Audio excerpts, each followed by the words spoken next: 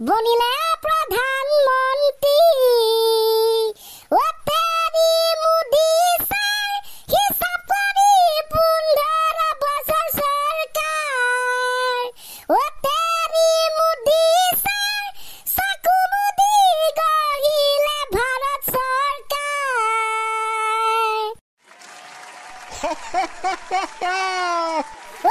hello' guys আপোনালোকৰ বাৰু কি খবৰ আমি আকৌ বৰ খাতা খবৰ দে কম অলপ পাছত কেনেকুৱা ধৰণৰ খবৰ আমাৰ যি কি নহওক গাইজ আমি সকলোবিলাক কৈ আছো কিন্তু আমি এইটো ক'বই লাগিব আকৌ এবাৰ মোদী চৰকাৰ ক্লাছটোৰ মাজলৈ যোৱাৰ আগতে গাইজ মেইন কথাটো কৈ দিওঁ আৰু কি কৰিব আমি নালাগে কোনেও ভিডিঅ' চিডিঅ' বনাব পৰা নাই এপটোৱে নচলা হৈ থাকিলে কেনেকৈ ভিডিঅ' বনাম তো এইটো মানে আমি কাইন মাষ্টাৰত ইডিট চিডিট কৰি মেলি কিবা কিবিকৈ যেন তেন বনাইছোঁ আৰু বেলেগত ইডিট কৰিব লগা হৈছে বাবেহে মানে ভইচটো অলপ বেলেগ হৈ যাব পাৰে লগতে মানে এক্সপ্ৰেশ্যনবিলাকো বেলেগ হৈ যাব পাৰে যি কি নহওক গাইজ এতিয়া বৰ্তমান কথা এটাই অসমত দিছে বৰষুণ ফুলিছে আকৌ পদুম ফুল লাহেকৈ ওলালে নিৰ্বাচনৰ ৰিজাল্ট ফলাফল কালি ইটো জিকিলে বা এতিয়া আমি কি কৰিম জিকাখিনিয়ে জিকিলে হাৱাখিনিয়ে হাৰিলে তো গাইজ আমি এতিয়া কি কৰিম অসমতো জিকি গ'ল বিজেপি চৰকাৰ কিন্তু জিকিলা কেনেকে ৰে ছাৰ আপুনি বৰ খাতা প্ৰশ্ন কৰিলে দেই বিজেপি জিকিলে কেনেকে তো আপোনালোকে জানিব হয় নাই আমি বাৰু ভোট চোট দিয়াও নাই বয়সো হোৱা নাই সকলোৱে ভোট দিলে সেইবাবে জিকি গ'ল বিজেপি চৰকাৰ চিম্পুল কথা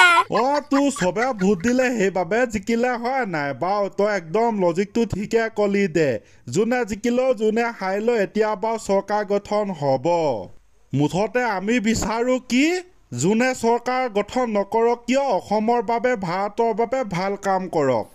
আকৌ এবাৰ হ'ব চৰকাৰ ফুলিবনে আকৌ পদুম পিন্ধিবনে হাতে জোৰোণ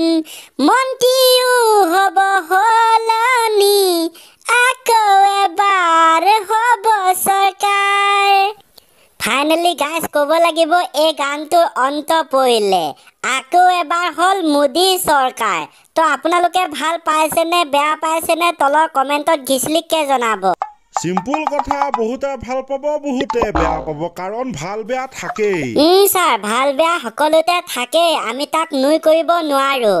ঠিক আছে তেনে যদি তহঁতি কচোন তহঁতি বিজেপি চৰকাৰ আকৌ জিকাৰ কাৰণে ভাল পাইছ নে বেয়া পাইছ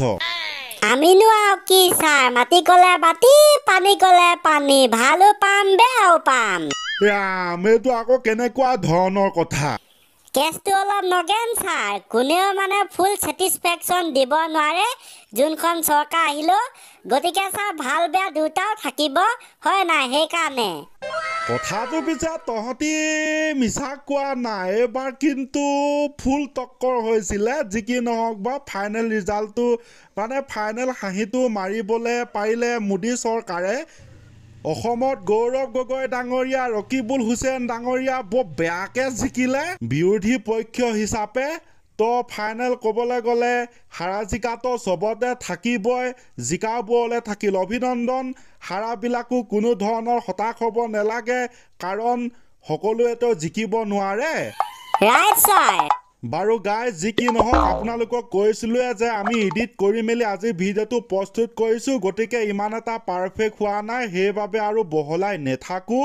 তো আগতে যিহেতু এতিয়া ইলেকশ্যনৰ বতৰ ৰিজাল্টৰ বতৰ হিমু মামাৰ বিষয়ে মানে দুটামান কবিতা লিখা আছিলে তো যিসকল নতুন অডিয়েঞ্চ সিহঁতেও শুনিব আৰু আপোনালোকে যদিহে শুনিলে তেনেহ'লে আপোনালোকে স্কিপ কৰি যাবগৈ পাৰে অ'কে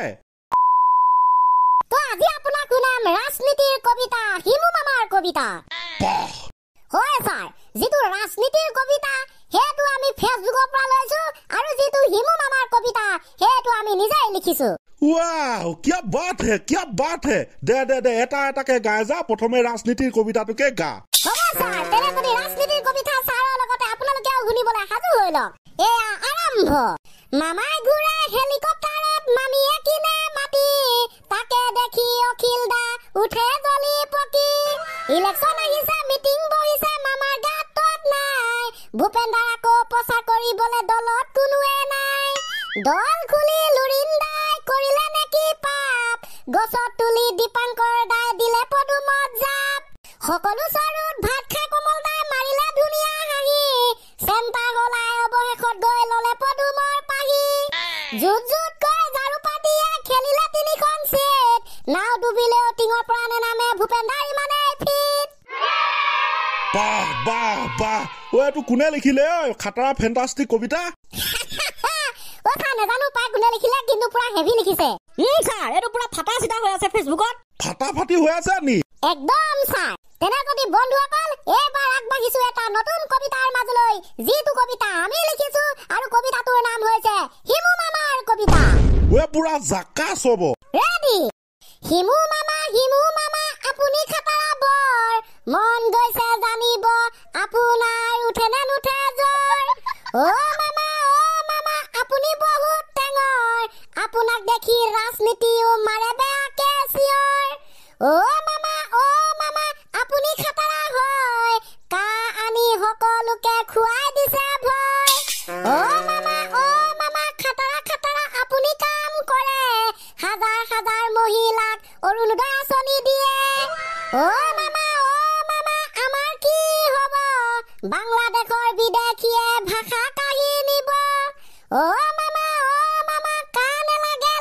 আমাক সোণৰ অসম দেশ নহলে এদিন এনেকৈয়ে হ'ব সকলো শেষ এই কবিতাটো কিন্তু পুৰা ফেণ্টাষ্টিক হৈ আছে ফেণ্টাষ্টিক হৈ আছে ছুপাৰ চেভি ওপৰ এনে ধেমালিতে লিখা কবিতা উল্টা পুল্টা যাতে কোনেও ভাবি নলয় তাৰে প্ৰাৰ্থনা ইয়েছ ছাৰ দে হ'ব দে পুৰা বঢ়িয়া হৈছে মই ক'লো নহয় পুৰা ফেণ্টাষ্টিক কৃষ্ণহে বুলিছো আৰু ছাৰ বাৰু দা ঠিক আছে আৰম্ভণি গীতটো ক্লজিং হৈ যাওক ৰেডি ঝলক চৰপি চিবলি ইয়েছ ছাৰ ৰাস্তা